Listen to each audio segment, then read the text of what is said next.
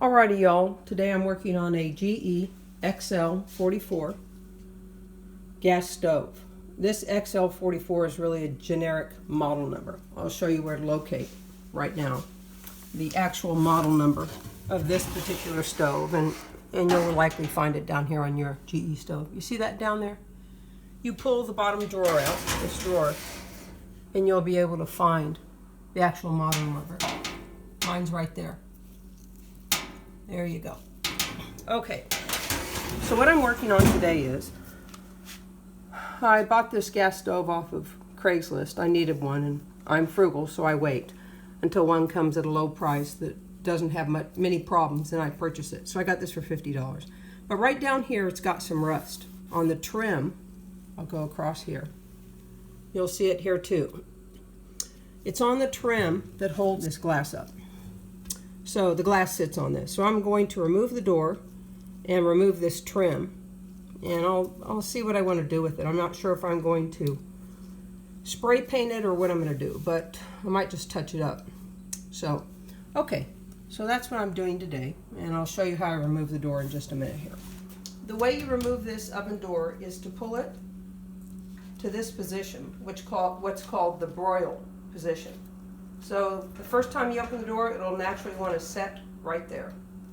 So you take the door, be careful with your back, keep a straight back so you don't injure yourself. Grab it. I know this door is about 30 pounds, so it's not too bad. You grab it, pull it right off the hinges. See those hinges? Okay, pardon me, I gotta go put it on the surface. Alrighty y'all, I would put the oven door on a soft surface so you don't damage it, and preferably elevated so that it's easier to get to. So what I use is a ratchet with a 1/4-inch socket, and I use a container to put the screws in so I don't lose them.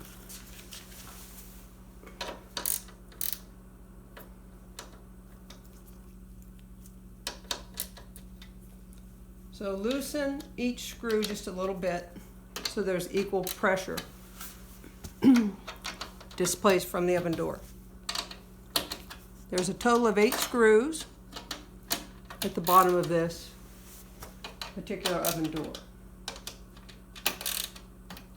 I'll loosen them a little bit and see if I can just manually take them out.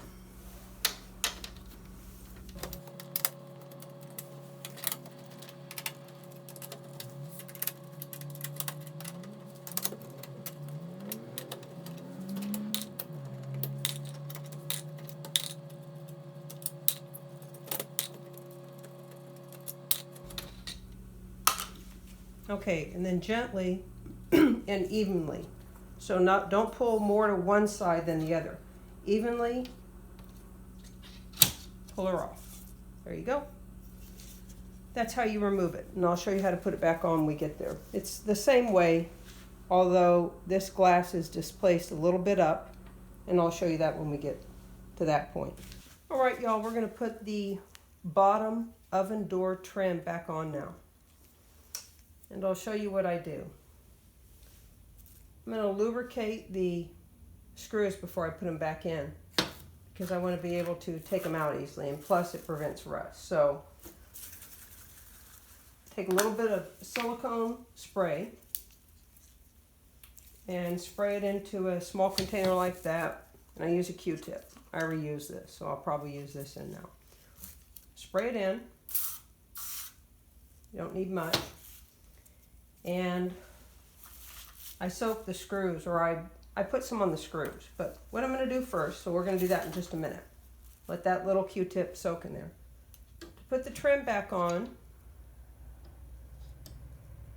you position it so it's pretty even. You can move it back and forth once it's on.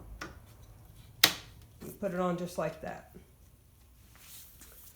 What you want to do, you can use a hole punch or a screwdriver, maybe even a matchstick, to line up the holes. The trick here is you want to line this trim up with the holes that are at the bottom of the oven door.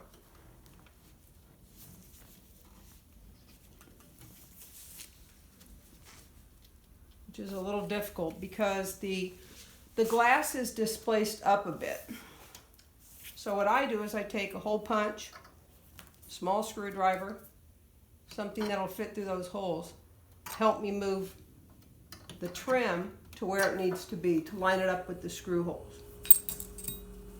So I do that in each area, make sure they're lined up.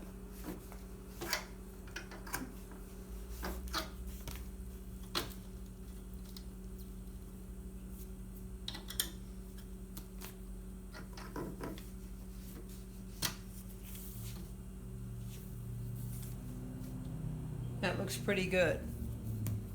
All right, so now I know those are lined up. And if you have trouble with one, you can work it when you do it. Don't worry about that. So now take a screw.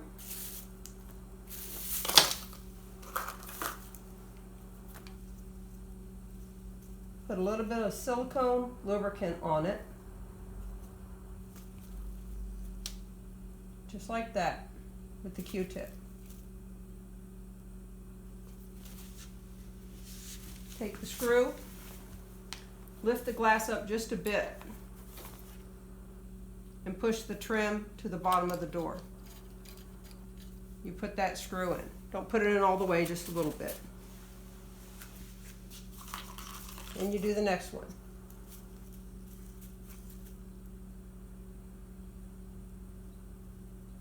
Just with the Q-tip, a little bit of silicone.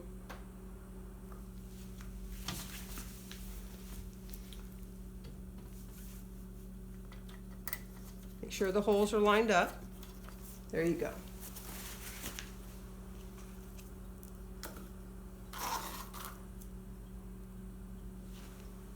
See that? Just a little bit. There's not much getting on the Q-tip.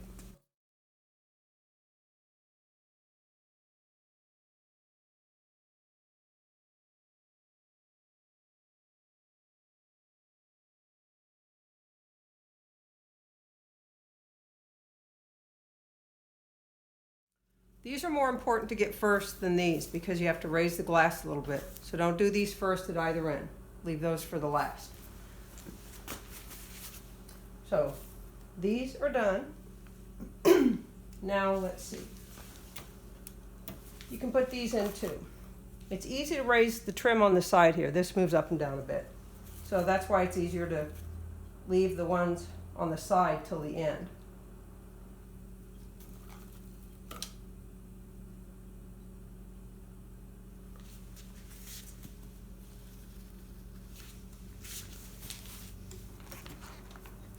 Push the trim in, get it lined up,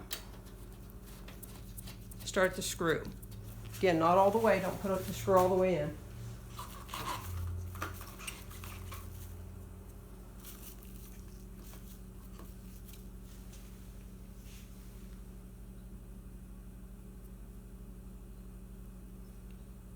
Typically, before I put screws back in, I put silicone on them.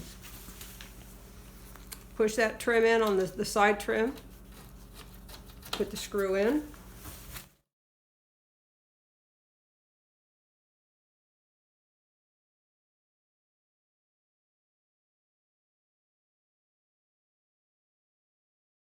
Now that all the screws are in,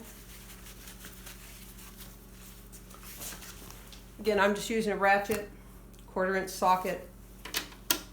By hand, tighten them first, so you don't tighten too much. So you tighten them till the head is at the surface of the trim.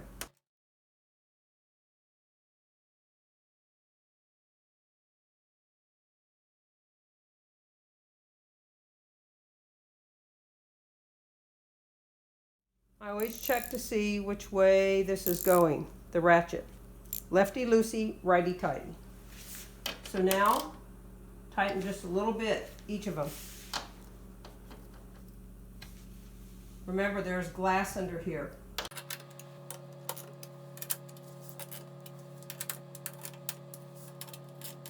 Now, tighten them all the way. Not too much.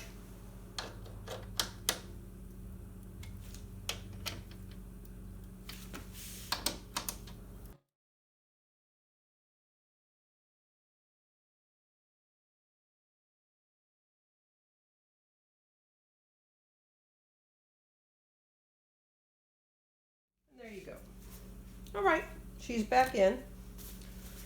Let's go over and put her back on her hinges. Okay, what I would do here, folks, is put a little bit of silicone. I put more in the little container here. Just put it on these hinges.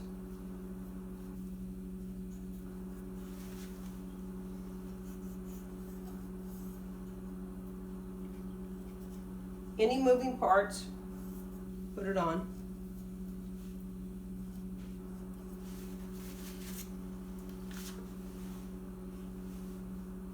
There's a moving part in there, so I take the Q-tip, put some on, and down here.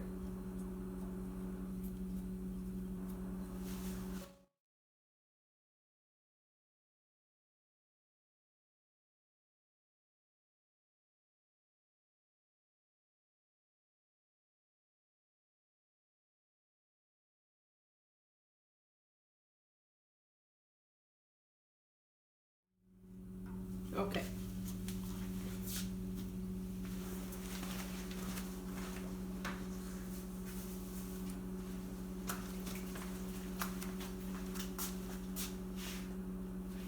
All right. There are also some rollers back here that the hinge is set on that helps it rotate back and forth. I've already done mine because I had this off recently, but I would take the little nozzle on the silicone, give it a good squirt, not too much, just a good squirt, so then you can rotate it. Look, I'll just shoot more in there. Here's how you do it. Give it a little juice, back and forth. Any silicone that comes out, just wipe it off.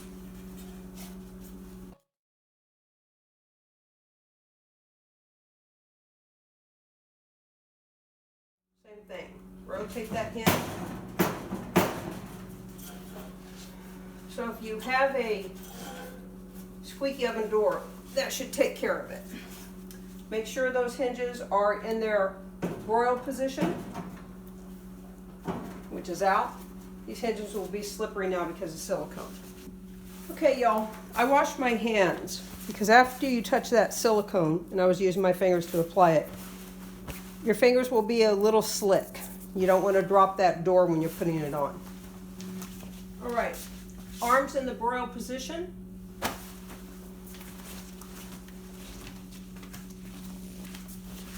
Take the oven door, line them up. See those slots right there? There's one on either side. That's what the arms there go into. Line it up on that side, line it up. There you have it. You have removed your own trim and fixed it. There you go, folks. Just like that. It's quiet as could be because it's been lubricated with silicone. Okay, I would call this a success. Mission accomplished. All right, hope it helps.